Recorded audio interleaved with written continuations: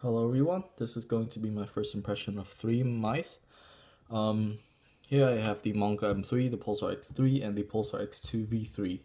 And I'm just going to quickly overview my first impressions and experience with all three. Starting with the most exciting one, the Pulsar X3 Mini, minus the Mini. Um, so far, build quality has been absolutely flawless. The bottom cover is a bit strange. The stock skates are typical Pulsar stock skates. They're a little bit muddy, a little thin, but they're smooth enough. And if you don't mind slow skates, they're absolutely fine. The thing that I'm most impressed about this, aside from the shape, because it's I'm gonna get to that later, but the thing that I'm most impressed about this is the clicks. The clicks are KL opticals, and they feel absolutely phenomenal, extremely crisp.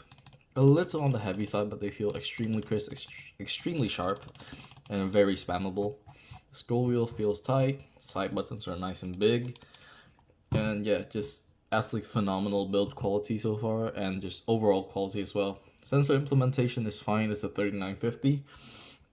The biggest issue with the sensor is just it's a little low, so and it's slanted. So if that causes any issues in game, then it does, and then it will, you know, cause you some issue. But it hasn't for me, and I felt like it's been completely fine. Now the shape, I've been a big fan of the G703 shape for a while. This is my work mouse, the G603, and I used to have a G703 and a G403 that I modded with KL 4.0s and a paracord, and also cut down to 70 grams, and I used that thing for like 2 years or something. So I was super excited when Pulsar announced this. I did skip the Sprine PM1 just because it seemed a little fishy, and in the end, Sprine was a bit of a scam. But in terms of the shape, the X3 Mini is just basically a scaled down version. It still fills out the palm just like the regular G703 or G603 shape, but it's just a little bit smaller, a little thinner, and a little bit easier to maneuver. Now, I think the most noticeable change is the slant on the thumb curve, where on the G603, right where you put your thumb, it's actually like curved upward, while on this, right where you put your thumb, it's flat, almost like it's pointing outward, so it doesn't help with grip like the old shape, but the coating makes up for that just fine because it's just the same black rubberized coating from Pulsar that is grippy but smudgy but really nice for just playing overall. You just gotta maintain it really well to keep it looking clean. So yeah, super happy with this so far, and I'm gonna be putting more in-depth testing on this in the upcoming months. So expect a review. Um, the next two maps I'm gonna cover together is the Monka M3 and the Pulsar X2v3. Now the Monka M3 essentially is the X2 Slim. The grip width is, they've thinned down the grip width so that it's in between the X2 regular and the X2 Mini, and overall it feels nice. The coating is very similar to Pulsar so far. Scroll wheels feels tight. Clicks are Huano blue shell pink dots, so they feel nice and crisp, nice and bouncy. Side buttons feel okay. They feel a little bit hollow, but they are crisp and they are tactile. And the biggest issue is the skates. They are really scratchy and just not enjoyable, so I immediately replaced them with Tiger Ice dots, which is what I just have on hand that fits.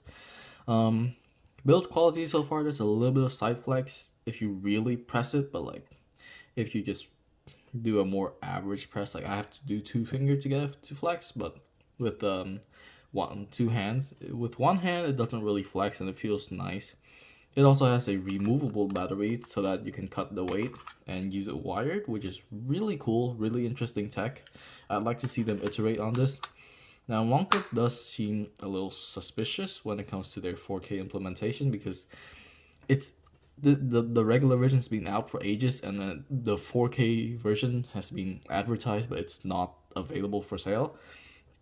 So yeah, the shape on this is nearly identical to the X2, just thinner. So if you don't like the grip width of the X2, like I have, like I do, I feel like the X2 is just a little too wide for me.